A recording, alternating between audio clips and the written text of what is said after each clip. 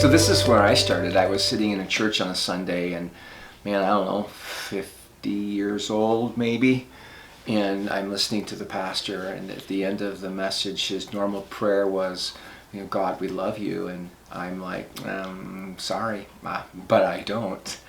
And I went through this challenge of learning about love, and didn't love my neighbors, and talked about that in other places. And the journey of love for me personally has been a fascination, I think, and maybe the biggest surprise of my life, to encounter God and His love in a way that has undone me and then transformed my life as a result. So here I am living mostly a religious life. I have a son who's very much cut from the same cloth as me, and we've had this wonderful friendship. He was off in Ireland and going to be gone for a long time. And I was really sorry to see him go, because he had walked in deep places with God and was a good confidant in some ways, and good for my heart, and he would challenge me, and I'd give him permission to speak into my life even though he was, relatively young.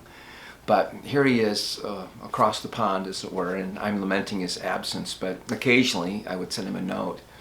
I was sitting in a chair on a Saturday morning, the back room in my house, and I had my laptop out, and I was just going to write him one final note, welcoming him back, essentially. And so, as I sat and began to type on Facebook, I wrote, I went to the gate today to see if today is the day that you would come home, but you did not come home today.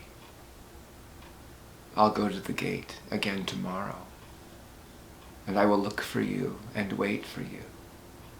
Will you come home tomorrow? If you don't come home tomorrow, I will go again, and I will go again, and I will go again every day until you come home. I don't care where you've been, and I don't care what you've done. All I know is this: I just want you home. And I got done typing that, and I thought, that sounds pretty good. I'll read that back. And as I began to read it back, it hit me. I was telling the prodigal son story from the perspective of the father. And I saw that, and it was like this glaring, and then the Holy Spirit spoke to me and said, Barry, that's exactly how I feel about you. And I lost it. I sat on the chair 45 minutes, maybe an hour, absolutely overwhelmed with the sensation of this personal, deeply relational love for me. And that He, the Father, that the God of all of creation, was absolutely delighted to have me near Him. And that all of the things I had worried about were not the things that He had worried about. He only wanted us together. And as I read that and listened, something took place in the chair that day where I couldn't have told you then, but my life has never been the same. I realized I was loved. I was loved for me, not for what I could offer, not for how well I could behave, not for how I could perform, not for what I could accomplish. I was loved for me, just for being me. And I was wrecked by that.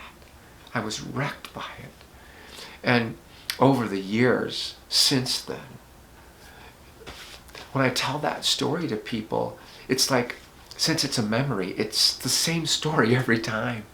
But it never ceases to move me to awareness again that He has spoken His love over me.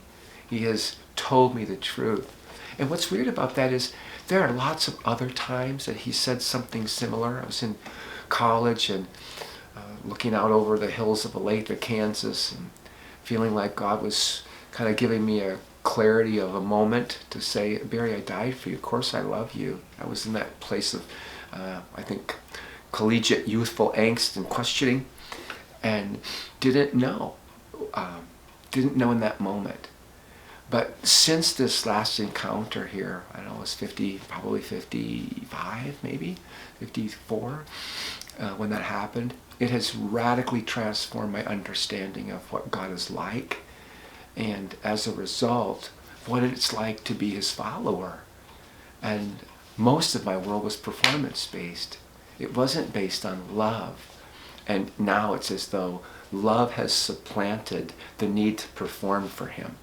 It has changed my understanding so that love drives everything. Or when it doesn't, I can recognize it now. Oh, that love's not in this. Love's not driving this. Oops, that's a check. Maybe we should stop and take a good look again.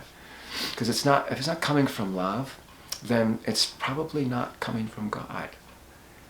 And you sit with that for a while and you're like, oh man, that's crazy. But I think since God is love, it's also true.